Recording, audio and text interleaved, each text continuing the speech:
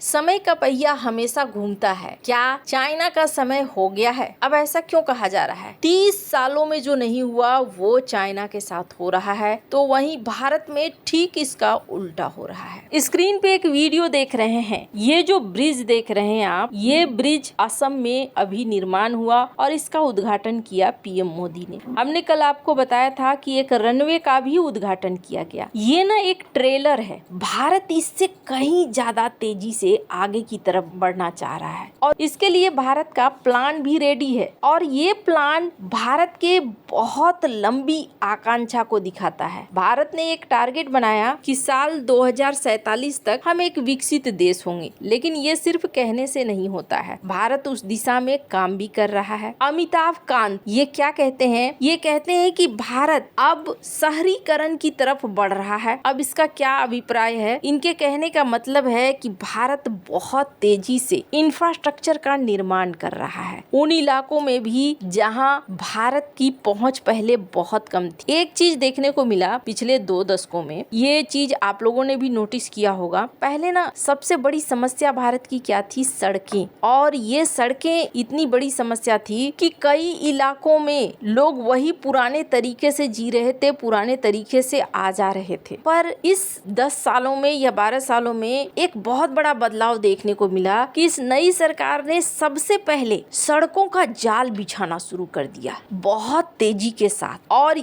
ये फॉर्मूला जो है, ये फॉर्मूला ठीक चाइना वाला फॉर्मूला है। चाइना ने भी सबसे पहले अपने इंफ्रास्ट्रक्चर को मजबूत किया। इसके पीछे एक बहुत बड़ा कारण है। अगर आपको माल ढुलाई करनी है, आप जरा सोचो, एक ही रास्ता है तो एक तो क्या होता है, जाम में फंसने का डर होता है, दूसरा दूरी। तो अगर कोई सामान एक दिन के बजाय 4 दिन में पहुंचती है तो वो लागत भी बढ़ जाता है। कई बार कच्चे सामान खराब भी हो जाते हैं। ऐसे में अगर आप व्यापार करना चाहते हैं तो व्यापार के लिए सबसे पहली चीज है बेरोक टोक आराम से जल्दी से पहुंच, बाजार तक पहुंच, खलिहान तक पहुंच, ये एकदम सुनिश्चित होना चाहिए। पोर्ट तक या फिर एयरपोर्ट तक, हर जगह पहुंच में किसी तरह की दिक्कत नहीं होनी चाहिए। तो यहाँ पर ये एक बहुत बड़ा कदम था जो इस सरकार ने लिया और इंफ्रास्ट्रक्चर पर प्रोत्साहन दिया, वो देखने को भी मिल रहा है। नॉर्थ ईस्ट में जिस तरीके से जाल बिछ रहा है, आने वाले 5 से 10 सालों के बाद एक अलग ही नजारा देखने को मिलेगा अगर ये सारी चीजें सही सलामत तरीके से पूरी होती रही तो। वहीं दूसरी तरफ भविष्य की एक बेहद खास टेक्नोलॉजी है एआई, जिस पर अभी अगर कहें तो 2 देशों ने वर्चस्व कर रखा है। एक है अमेरिका और दूसरा है चाइना। इन दोनों ने एआई को एक बहुत बड़े हथियार के तौर पर इस्तेमाल कर लिया है। एआई में असीम संभावनाएं हैं, जो आप सोच नहीं सकते हैं एआई वहां तक जा सकता है। अगर मेडिकल सेक्टर की बात करें, बहुत सारे रोग असाध्य हैं, एआई के मदद से उन रोगों के इलाज ढूंढे जा सकते हैं। आज के समय में सबसे बड़ी चीज हो गई है, अगर इंटेलिजेंस के मामले में कहें तो एआई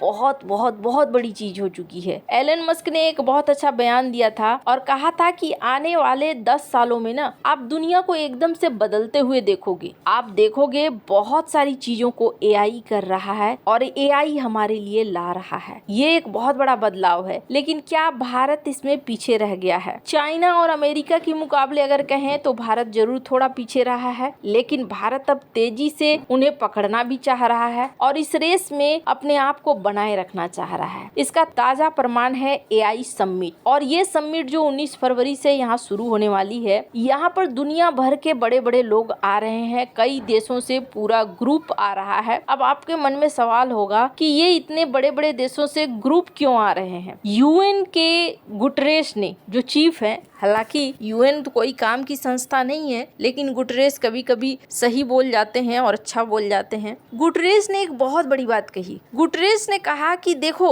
ये जो एआई है, ये 2 महाशक्तियों के पास ही सिर्फ नहीं रहना चाहिए। नाम नहीं लिया गुटरेस ने, लेकिन उन्होंने इशारा में समझा दिया कि चाइना और अमेरिका 2 महाशक्ति अगर सिर्फ एआई को अपने देश के अंदर समेट कर रख लेते हैं तो इसका लाभ भी वही उठाएंगे और कोई नहीं उठा पाएगा। जाएगा। दुनिया के बाकी देश भी अगर एआई में आगे बढ़ते हैं और इसका इस्तेमाल दुनिया की भलाई के लिए होता है, लोगों की भलाई के लिए होता है, तो वो एआई का सबसे बढ़िया वाला रूप होगा। इन्होंने ये भी कहा कि भारत वो देश है जो इकोनॉमिक तौर पर भी संपन्न है और तेजी से आगे बढ़ रहा है। इस एआई समिट को आयोजित करके भारत ने एक बहुत अच्छी पहल दिखाई है और ये दुनिया जानती है कि भारत के पास अगर कोई ज्ञान आता है तो वो मानव भलाई में लगाता है। ऐसे में भारत के ऊपर भरोसा किया जा सकता है। ये तो रही बात कि हम किस दिशा में जा रहे हैं, लेकिन चाइना वो किस दिशा में जा रहा है। स्क्रीन पर एक आर्टिकल देखिए। चाइना ने अपने बैंकों के ऊपर निगरानी रखनी शुरू कर दी है। अब आपके मन में सवाल आएगा, ये क्या हो गया? अचानक से चाइना अपने मेजर बैंक के ऊपर ध्यान क्यों रख रहा है? क्योंकि एक बार फिर से वो जिन्न निकलकर सामने आ गया है, प्रॉपर्टी सेक्टर का रिस्क। क्या भरभरा कर चाइना गिरेगा? अब ऐसा इसलिए भी कहा जा रहा है क्योंकि चाइना पिछले 33 महीनों से एक गर्त में फंसता जा रहा है। 30 साल में जो कभी भी नहीं हुआ वैसा चाइना के साथ हो रहा है, जो दुनिया के लिए एक संकेत है। दरअसल चाइना में डिफ्लेशन खत्म होने का नाम नहीं ले रहा है। कोरोना आया, उसके बाद बाइडेन आ गए, बाइडेन के बाद ट्रंप आ गए, ट्रंप ने आकर हाहाकार मचा दिया, लेकिन फिर भी यहाँ चाइना का डिफ्लेशन कम नहीं हो रहा है। अब ये क्या है? महंगाई से ठीक उल्टा, यानी बनाने में जो लागत लगी है उससे भी कम दाम पर बेचना पड़ रहा है बनाने वाले को। तो वो क्या करेगा? अपनी फैक्ट्रियों को बंद कर देगा, और बंद कर देगा तो फिर इन फैक्ट्रियों को फिर से वापस खोलना आसान नहीं रहेगा। कहा जा रहा है कि 40 महीने से चाइना के अंदर जो गिरावट देखने को मिल रही है वो गिरावट संभलने का नाम नहीं ले रही है। चाइना एक मंदी में लगता है जैसे फंस चुका है। कंज्यूमर डिमांड पहले से काफी कम हो चुका है, ऊपर से डोनाल्ड ट्रंप भी जिस तरीके से कर रहे हैं, ऐसे में चाइना के लिए खरीदार कम बच रहे हैं। अब कहा जा रहा है कि चीन में जो ये स्थिति है ये लंबे समय तक बनी रहेगी। आमतौर पर इकोनॉमी में फंड की सप्लाई और क्रेडिट में गिरावट होती है तो डिफ्लेशन की स्थिति पैदा होती है। इससे चीन उस पोजीशन पे पहुंच गया है जिस पोजीशन पर कभी जापान था। जापान ने भी इसी तरीके से मंदी छाने लगी और फिर जापान तबाही की तरफ ऐसा बढ़ा कि फिर जापान उठकर आ नहीं पाया। चाइना धड़ाधड़ यूएस ट्रेजरी से भी अपने शेयर्स बेचता जा रहा है। 7.3% तक उसने बेच दिया है, एक बड़ा नंबर उसने बेचा है। और इन सब के बीच में दुनिया की अस्थिरता भी चाइना को पनपने नहीं दे रही है। पर भारत के लिए ये एक बढ़िया मौका है इस समय को और सीन को पहचान कर भारत जितनी तेजी से थाम ले हाथ इकोनॉमिक रफ्तार को तेजी देने का, तो उतनी तेजी से आगे निकल जाएगा। आपको क्या लगता है इन सब मामले में? आप क्या राय है कमेंट कर जरूर बताएं। जल्द मिलते हैं अगले वीडियो में नई खबर के साथ।